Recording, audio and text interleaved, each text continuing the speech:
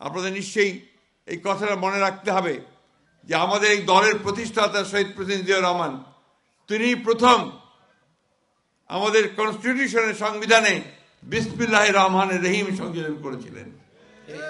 তিনি প্রথম এই সংবিধানে আল্লাহর উপরে অবিচল আস্থা ও বিশ্বাস রেখে কাজ করতে হবে সেই কথা তিনি লিখেছিলেন। আমরা এই কথাগুলো যেন ভুলে না যাই। একটা খারাপ অবস্থা থেকে যখন শেখ মুজিবের আমলে কেউ ইসলামের কথা বলতে পারতো না, তারপরে আমাদের এই শহীদ প্রেসিডেন্ট জিয়াউর রহমানই প্রথম মুসলিম উম্মার ব্যাপারে তিনি সামনে এগিয়ে আসেন, মুসলিম উম্মাকে তিনি প্রতিষ্ঠা করার চেষ্টা করেন। তিনি সমস্ত মুসলিম দেশগুলোতে গিয়েছিলেন। আপনারা সবাই জানেন যে আমাদের সেই পবিত্র যে মক্কা শরীফ, সেই মক্কা শরীফে একটা আমাদের যে আপনার নিম গাছ, সেই নিম গাছ আরাফাতে শহীদ প্রেসিডেন্ট জিয়াউর রহমান সাহেব সেই গাছগুলো যে রোপণ করেছিলেন, সেটা এখন জিয়া গাছ হিসেবে পরিচিত হয়ে আছে। আমি 2 বার ওমরা করেছি। আমার কাছে মনে হয়েছে যে শহীদ প্রেসিডেন্ট জিয়াউর রহমান ওইখানেও এই ইসলামের কাজের জন্য তিনি তার অবদান রেখে গেছেন। এটা হচ্ছে আমাদের দলের, আমাদের সকলের, আমরা ওই পথের প্রতি। আমাদের সম্পর্কে অনেকে অনেক কথা বলে, ভুল বোঝানোর চেষ্টা করে, কিন্তু আমরা একটা কথা পরিষ্কার করে বলতে চাই যে আমরা এই দেশের 90% মানুষ আমরা মুসলমান।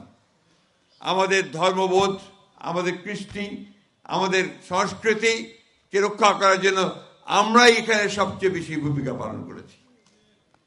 আমি ঠাকুরগাঁয়ের কথা, আমার ছোট ভাই রশিদ সাহেব শিক্ষক মানুষ এবং উনি একজন অত্যন্ত বড় আলেম মানুষ, তিনি বলেছেন আমাদের এই ঠাকুরগাঁয়ে আমার পূর্বপুরুষ থেকে সবাই এখানে কিন্তু ইসলাম ধর্ম প্রচার করতেই তারা এসেছিলেন, পূর্বপুরুষেরা।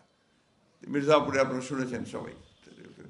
এবং সেই বংশেরই মানুষ হিসেবে আমরা ওইখানে সব সময় আপনাদের পাশে থেকেছি, আপনারা আমাদের পাশে থেকেছেন।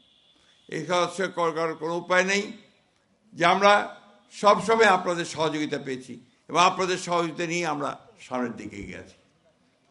প্রিয় ভাইয়েরা, দেশ এখন একটা ক্রান্তিকাল মধ্যে পার হচ্ছে। বিভিন্ন রকম কথাবার্তা উঠছে, বিভ্রান্তি সৃষ্টি হচ্ছে, আন্দোলন হচ্ছে। আপনার কেন জানি না মনে হয় যে দেশকে অস্থির করে তোলার জন্য আবার মানে কিছু সংখ্যক লোক পেছন থেকে কাজ করছে। আমাদের এই সময় খুব সাবধান থাকতে হবে যে আমরা যেন আবার কোনো অন্ধকারের দিকে চলে না যাই।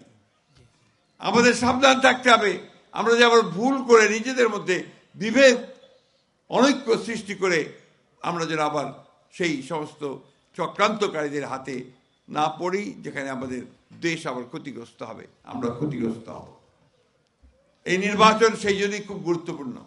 এই নির্বাচনকে ভাঙার চেষ্টা করা হচ্ছে, বঞ্চনা করার চেষ্টা করা হচ্ছে, সেটা যেন করতে না পারে সেদিকে আপনাদেরকে খেয়াল রাখতে হবে।